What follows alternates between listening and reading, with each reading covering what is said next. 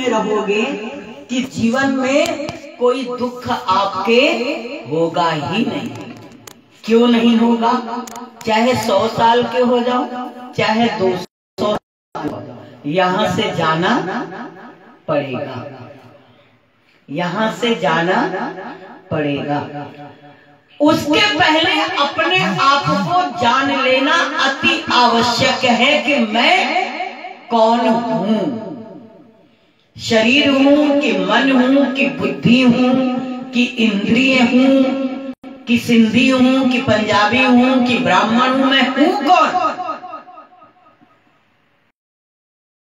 किसी ने कहा है सच्चित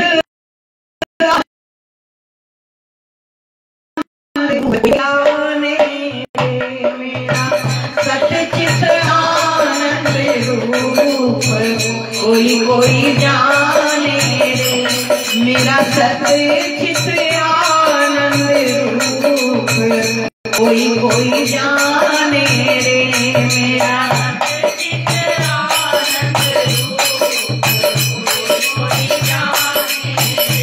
सब कोई नहीं जानता है मेरा सच्चित आनंद रूप, सत्य स्वरूप, ज्ञान स्वरूप, आनंद स्वरूप। भगवान को यही कह के प्रणाम किया गया। श्रीमद् भागवत का प्रथम श्लोक है कि सच्चिदानंद रूपाय विश्वोत्पत्त्यादि हेतवे तापत्रय विनाशाय श्री कृष्णाय वयं नमः।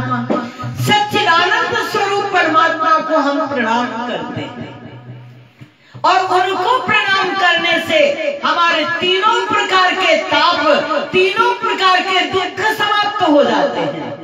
कृष्ण को प्रणाम करने से अधिदैविक, अधिभौतिक, आध्यात्मिक, तन, मन और धन जो इनकी आराधना करता है वो तीनों प्रकार के दुख से मुक्त हो जाता है, आनंद में आ जाता है, मस्ती में आ जाता है, मौज में आ जाता है।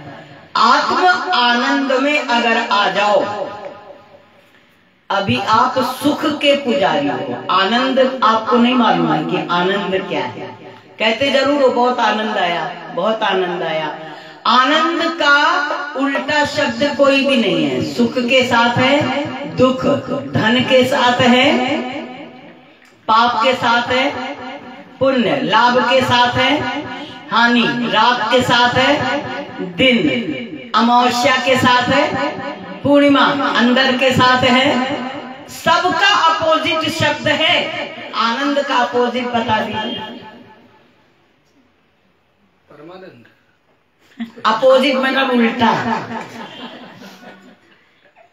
उल्टा शब्द बताइए आनंद का क्या है? बताओ बताओ। आनंद का मैडम ने सिखाया, उनको बताओ। बताओ बताओ बताओ, हम तुमको इनाम देंगे। संतों से सीखने को मिलेगा कुछ ना कुछ, इसलिए बोलते रहो। अब आगे। आनंद का उल्टा शब्द है ही नहीं। आनंद का पर्यायवाची शब्द बहुत सारे हैं, आनंद, ब्रह्मानंद, परमानंद, लेकिन आनंद से नीचे कोई भी चीज नहीं। सुख से नीचे दुख है, पुण्य से नीचे पाप है, लेकिन आनंद से नीचे कोई चीज नहीं है। आनंद एक मस्ती है, एक मौज है, और ऐसी मौज है जो किसी भी स्थिति में समाप्त नहीं होता। चाहे गरीबी हो, चाहे अमीरी हो, चाहे सुख हो, चाहे दुख हो। इसलिए बहुत अच्छा कहा है कि राधा रानी के चरणों में रह लेंगे हम, राधा रानी के चरणों में, ओ राधा रानी के चरणों में रह लेंगे हम, राधा रानी के चरणों में रह लेंगे हम, ओ राधा रानी के चरणों में रह लेंगे हम, राधा रानी के चरणों में रह लेंगे हम, ओ महारानी के चरणों में रह लेंगे हम,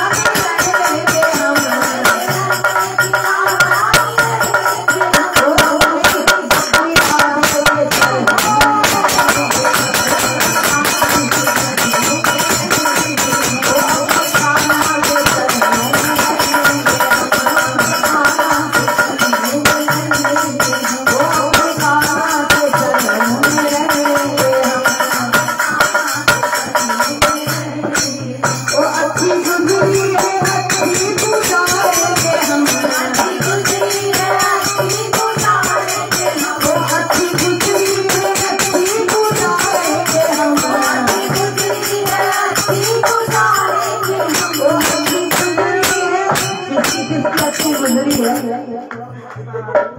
जय जय श्री राम, जय जय श्री राम, जोरदार हाथ लगाइए, जय जय श्री राम।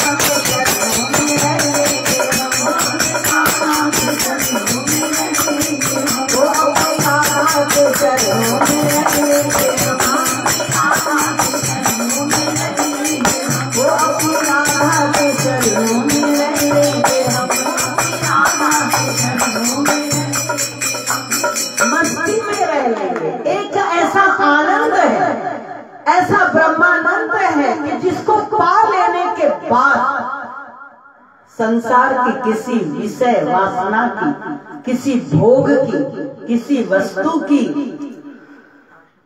परवाह नहीं रह जाती, परवाह नहीं रह जाती। और नहीं तो संसार काजल की कोठरी है, कोई रोए बिना बचा नहीं, कि जो रोया ना हो संसार। ये कोठरी है काजल। आज भी हमारे पास किसी का फोन आ रहा है, गुरुजी आप लोग बहुत अच्छे, धन्य धन्य, वो भी धन्य है, अच्छा है आप संसार में नहीं गए। हम जब हम लोग निकले थे तब बहुत गालियां दे रहे थे। जब इंदौर के सब लोग, बहुत लड़कियां हमारी सब इंदौर की जो है साधिकाएं सब निकली, तो कहते थे भक्ति प्रियावट ना जेको वने थे उती रही थी वने, है ना, उन्हें तो सत्संग ना बुझे है ना तो घर नहीं थी। तो बड़ा एक हंगामा होता था कि भक्ति प्रिया के सत्संग में जो जाएगा वापस घर नहीं आएगा। तो आज हमारी बच्चियों से कोई पूछता है आप कैसे हो, बोले हम लोग परम, और सबके माता पिता यही है। ऐसा नहीं कि माता पिता यहाँ नहीं है, घर यहाँ नहीं है। 100 लड़कियां हैं हमारे पास में और सब मस्ती में, सब आनंद में। क्यों? क्योंकि आनंद मिल गया, ब्रह्मा नंद मिल गया। हम कहते हैं सबको जिसको शादी करना हो कर लो, हम करवा देंगे। ये भी नहीं कि हम बाउंडेशन डालते कि भैया तुम शादी ना करो, नहीं, हम कहते हैं जिसको करना हो हम करवाएंगे, दहेज भी देंगे, लड़का भी ढूंढ के ले आएंगे, कर लो। शादी करके फिर रोना शुरू करता है, बेकार किया।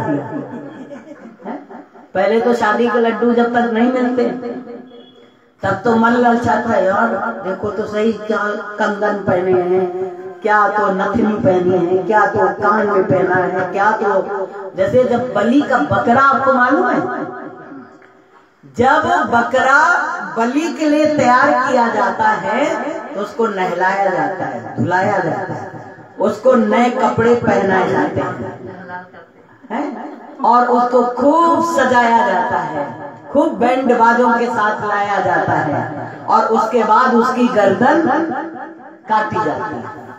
पहले नहीं काटी जाती, बाद में उसकी गर्दन काटते हैं, खूब खिलाया पिलाया जाता है, जो खाना हो खाओ, खूब सजा दजा के उसको खूब तैयार करके।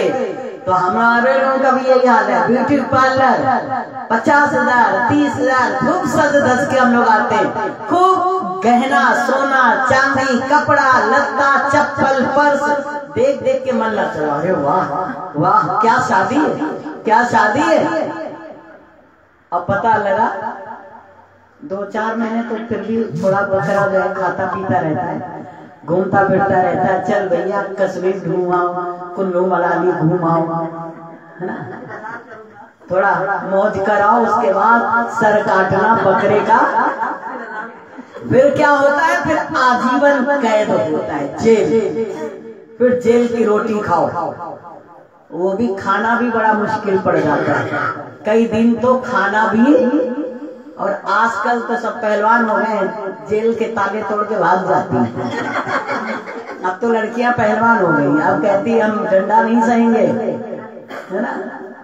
आज एक का फोन आया, बोले मेरे पति ने मेरे को मारा, मैंने भी लात मारी,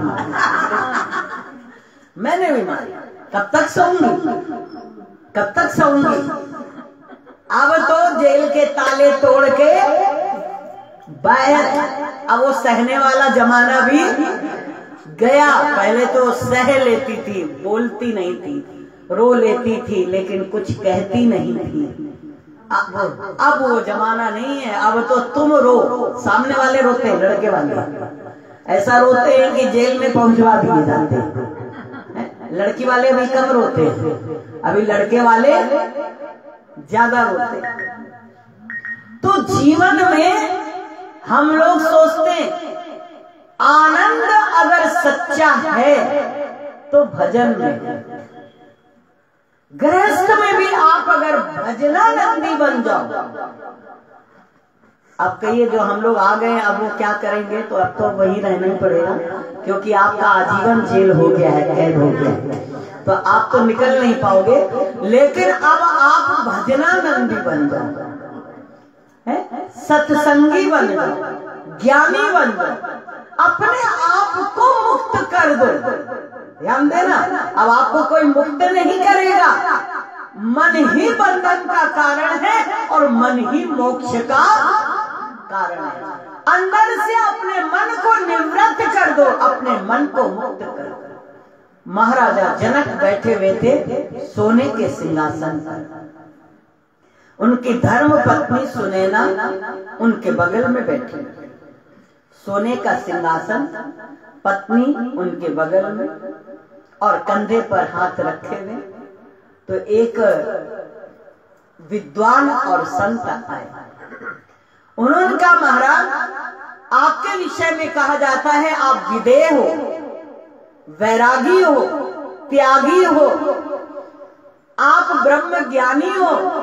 जो इतनी माया में फंसा है वो ब्रह्म ज्ञानी कैसे होगा? सोने के सिंहासन पर बैठा है, बगल में धर्मपत्नी महारानी सुनैना बैठी है, इतने राजकाज, इतना परिवार, इतना गृहस्थ, इतना संसार, इतनी प्रजा, इतनी जिम्मेदारियां, आप विरक्त कैसे हो? विरक्त कैसे? महाराजा जनक ने कहा सब कुछ होते हुए भी मेरे जीवन में किसी चीज का कोई प्रभाव नहीं है। ऐसा कैसे हो सकता है महाराज? घर में रहते हो, घर में मोह नहीं, ऐसा कैसे हो सकता है? घर में मोह होगा ना, जिनके साथ रहते हो उनसे प्रेम नहीं होगा है?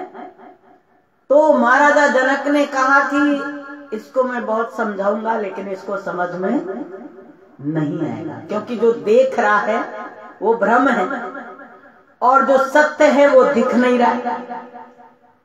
सत्य किसी को नहीं दिख रहा है, दिख क्या रहा है? ये भ्रम, जो जगत भ्रम है ये सबको दिखाई दे रहा है, जबकि ये जगत भ्रम है, ये सत्य नहीं है। ये तो जब सपना टूट जाएगा, जब सपने में आप कोई चीज देखते हो तो सपने में आप रो भी लेते हो, नींद में कई बार आप रो लेते हो, जागते हो तो आपका रोना गायब हो जाता है। अरे ये तो हमारा सपना था है? सपने में आप मर भी जाते हो लेकिन जब जागते हो तो आप जिंदा हो के देखें हम जिंदा तो है ना, हम तो सपने में आप देख रहे थे कि हम मर गए है ना? तो ये जीवन का भ्रम है, ये संसार भ्रम है। हम लोग जितने जी रहे हैं वो सब भ्रम में जी रहे हैं। जिस दिन ये पर्दा उठ जाएगा तो हकीकत कुछ और है, सत्य कुछ और है। ब्रह्म सत्यम जगत मिथ्या, फिर ईश्वर सत्य है, संसार मिथ्या है। महाराजा जनक ने कहा कि इनको समझाने से कोई फायदा नहीं, अब इनको प्रैक्टिकल करके दिखाना पड़ेगा। बोले महाराज एक काम करिए, बड़े दिनों बाद पधारे हैं तो कल हमारे यहाँ भोजन करिए। बोले बिल्कुल आऊंगा। किस समय आना है? बोले जिस समय आप कहें। बोले 1 बजे मैं आऊंगा आपके यहाँ भोजन करने के लिए। अवश्य। निमंत्रण दे दिया, गए कि कल 1 बजे महाराजा ने हमको भोजन के लिए बुलाया, हम जाएंगे। पीछे से अपने सेवक से महाराजा जनक ने कहा उससे कह देना 1 बजे भोजन है और 4 बजे फांसी का फंदा है, तुमको फांसी दी जाएगी। 1 बजे भोजन कराया जाएगा और शाम को 4 बजे तुमको फांसी की सजा दी जाएगी। सेवक सुना के आया, वो आए 1 बजे भोजन करने, क्योंकि राज आज्ञा है, उसको तो टाला नहीं जा सकता, और फांसी भी मिलेगी, वो भी सत्य है। अब आए हो भोजन करने के लिए। राजा जनक ने खूब अच्छा भोजन बनवाया, कोफ्ता, मलाई कोफ्ता, रसगुल्ला, समोसा, रबड़ी, मखाना, पनीर, एक से एक सब्जी, पूड़ी, कचौड़ी, खूब अच्छा खाना बनाया। अब वो खाने बैठा। राजा जनक ने कहा मैं स्वयं अपने हाथों से खाना खिलाऊंगा। वो गए, एक एक चीज उनको बड़े प्यार से और लीजिए और लीजिए और लीजिए, बड़े प्यार से उनको खाना खिला रहे थे। खाना खाया, खाना खा के उठे, हाथ धुलाया, उसके बाद उनको बिठाला, इलायची, पान सब कुछ दिया, सौंफ दिया। इसके बाद हाथ जोड़ के पूछने लगे महाराज भोजन में कोई कमी तो नहीं? किसी में नमक ज्यादा हो या किसी में शक्कर कम हो, किसी में मिर्ची ज्यादा हो, आपको कुछ भोजन में कोई तकलीफ तो नहीं हुई? सब बराबर था, सब ठीक था। वो कहने लगा महाराज सत्य बताऊं? बोले हाँ। बोले महाराज भोजन खाया जरूर लेकिन स्वाद नहीं मालूम। भोजन खाया जरूर लेकिन स्वाद नहीं मालूम। अरे खाया और स्वाद नहीं मालूम, ये कैसे हो सकता है? बोले महाराज मेरा सारा ध्यान फांसी के फंदे पर था कि 4 बजे फांसी के फंदे पर लटकना है। जब मरने का समय आता है ना तो हम लोग कहते ये भी वट, ये भी वट, ये भी वट। उसके पहले लाकर की चाबी तकिया के नीचे रख के सोते हैं, लाकर के चाबी और अपनी वो चाबी भी खोस के यहाँ पर अंदर डाल के फिर बैठे ना के मालूम ना हो जाए कि आसानी चाबी की तैयारी है। इतना मोह होता है हर चीज में। और जब मरने का वक्त आता है, भैया ये भी तुम ले लो, अभी तुम भी ले लो, ये भी ले लो, ये बेटी को दे दो, ये बेटा को दे दो, ये बहू को दे दो, ये धर्म कर दो। धर्म तो कंजूसी का करते हैं। धर्म तो मरी बछिया बामन के नाम। जो सबसे हल्की सोने की अंगूठी होगी, सबसे भारी वाली किसको देंगे? बेटी को। उससे कम वाली किसको देंगे? बहू को। और उससे कम वाली किसको देंगे? ब्राह्मण। सब बाबा है। पहला ब्राह्मण, बहू, सबसे बेटी, फिर बहू, फिर सब बा सही है, भी सही है। सबसे हल्की वाली है ना, ढूंढ के देखो के पड़ी आए था, पड़ी आए था, केड़ी हल्की होती है कि ग्राम जी होती है ना, वो ब्राह्मण को दान करता है। जबकि अपने को मिलेगी कौन सी? ना बेटी वाली मिलेगी ना बहू वाली, वो हमको मिलनी नहीं। लेकिन खोज के जो सबसे सस्ता हो उसको दान करो। महंगा रखो और दान कौन सा करो? सस्ता। पूछेंगे बाजार में जाएंगे, कंबल कौन सा सबसे सस्ता जो हो बताओ, और अपने ओढ़ने के लिए अरे सबसे महंगा हो वो बताओ। जब हम दान करने के लिए कोई चीज लेने जाते हैं, ईमानदारी से बताना कि सबसे सस्ती चीज देखते हैं, और अपने लिए जब लेने जाते हैं तो सबसे महंगी चीज देखते हैं, भले वो कितने की भी हो। लेकिन काम हमारे कौन आएगा? दान वाला। जो सबसे सस्ता कर रहे हो ना, ऊपर भी सस्ता ही मिलेगा। अगर 5 स्टार होटल में रहना चाहते हो तो महंगे से महंगा दान करो, है ना। और सस्ते होटल में रहना चाहते हो तो सस्ते से सस्ता दान करो। जैसा चाहिए वैसा आपको देना पड़ेगा, तभी मिलेगा। ये संसार कर्मों की खेती है, जैसा बोगे वैसा मिलेगा, ये निश्चित है। इसलिए बोगे अच्छा बीज तो फल भी एक फल होता है बिल्कुल फर्स्ट क्लास, एक होता है थोड़ा सा दाग लगा हुआ, एक होता है बिल्कुल सड़ा। तो देखना तुम सड़ा वाला दाग कर रहे हो। भज मन नारायण नारायण, भज मन नारायण नारायण, भज मन नारायण नारायण, भज मन नारायण नारायण, भज मन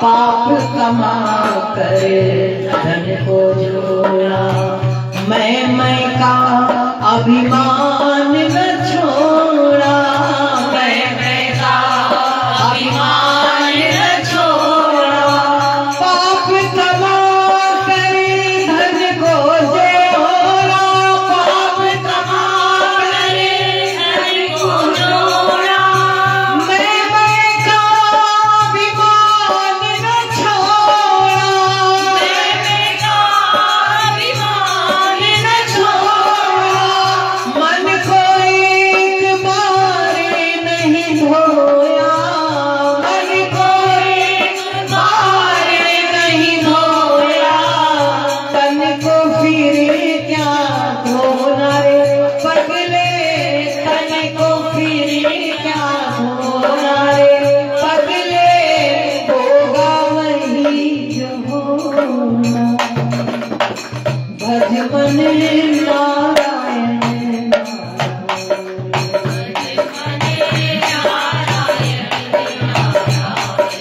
भज मन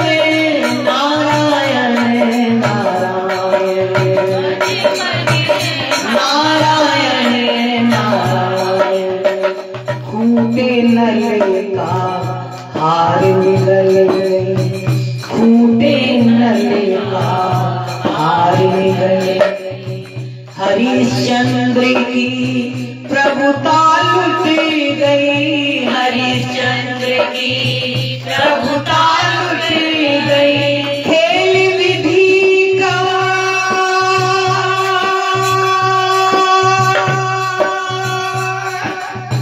खेल विधि का बड़ा ही अनोखा, खेल विधि का बड़ा ही अनोखा, खेल विधि का बड़ा ही अनोखा, खेल विधि का बड़ा ही अनोखा।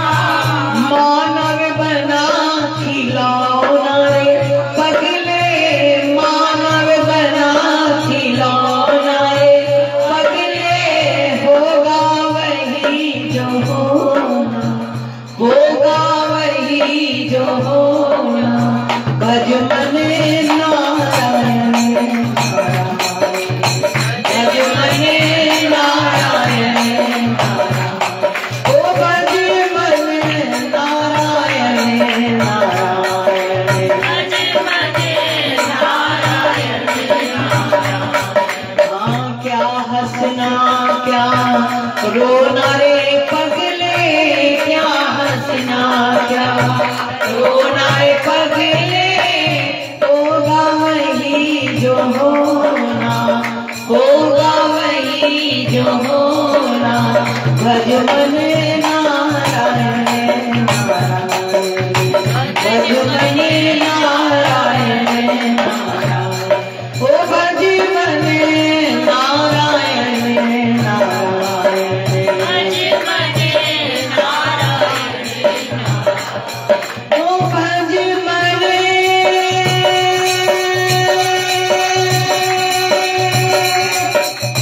भज मन नारायण नारायण, भज मन नारायण नारायण, भज मन नारायण नारायण, भज मन नारायण नारायण, भज मन नारायण नारायण, भज मन नारायण नारायण, भज मन नारायण नारायण, भज मन नारायण नारायण, ओ भज मन नारायण नारायण नारायण नारायण। बोले मेरा सारा ध्यान फांसी के फंदे पर था, इसलिए मुझे कुछ भी स्वाद मालूम नहीं चला। महाराजा जनक कहते हैं जैसे आपको इसका स्वाद नहीं मालूम चला, ऐसे मैं भी संसार में रहता हूँ, करता सब कुछ, व्यवहार सारे निभाता हूँ, लेकिन मुझे याद है कि एक दिन फांसी के फंदे पर चढ़ जाए। काल हमको छोड़ने वाला नहीं है, इसलिए मैं करता सब कुछ हूँ, फंसता किसी में भी नहीं। आसक्ति मेरी किसी में नहीं है, मोह मेरा किसी में नहीं है, बंधन मेरा किसी में नहीं है। बस मैं हमेशा ज्ञान में स्थित रहता हुआ अपने परमात्मा का चिंतन करता रहता हूँ, उसका सुमिरन करता रहता हूँ, उसका भजन करता रहता हूँ। खाता हुआ भी नहीं खाता, पहनता हुआ भी नहीं पहनता, संसार के सुखों को भोगता हुआ भी नहीं भोगता, क्योंकि मेरा सारा ध्यान काल पर है। आया है सो जाएगा, राजा हो या फकीर। जाना है तो हमको होश में रहना है। गुरु का अर्थ जीवन में यही है कि गुरु मंत्र को लेकर के उनकी पूजा करके परमात्मा के निकट पहुंच जाना है। गुरु एक माध्यम है, गुरु एक दलाल है। जैसे एक दलाल होता है, वो आपको जहाँ असली माल मिलता है वहां पर पहुंचा देता है। सतगुरु भी आपको जहाँ प्रभु मिलता है उस द्वार पर आपको ला देता है। आपको मुक्ति का मार्ग बताता है, भक्ति का मार्ग बताता है, प्रभु प्रेम का मार्ग बताता है, और उनका मार्ग बता करके आपको सत्य की अनुभूति करा देता है, आपको परम ज्ञान दे देता है, जिससे आप संसार में रहते हुए भी आनंद में रहते हैं, ब्रह्मानंद में रहते हैं, अपनी मस्ती में रहते हैं। बोलो बांके बिहारी लाल की, राधे सरकार की, राधे सरकार की। कौन सा जो कहिए? एक बजाओ राधा नाम की ताली, वही गए। बजाओ बजाओ बजाओ राधा नाम की ताली, बजाओ राधा नाम की ताली, बजाओ राधा नाम की ताली। अरे सबके सब तक दूर करेगी, सबके सब तक दूर करेगी, सबके सब तक दूर करेगी, सबके सब तक दूर करेगी।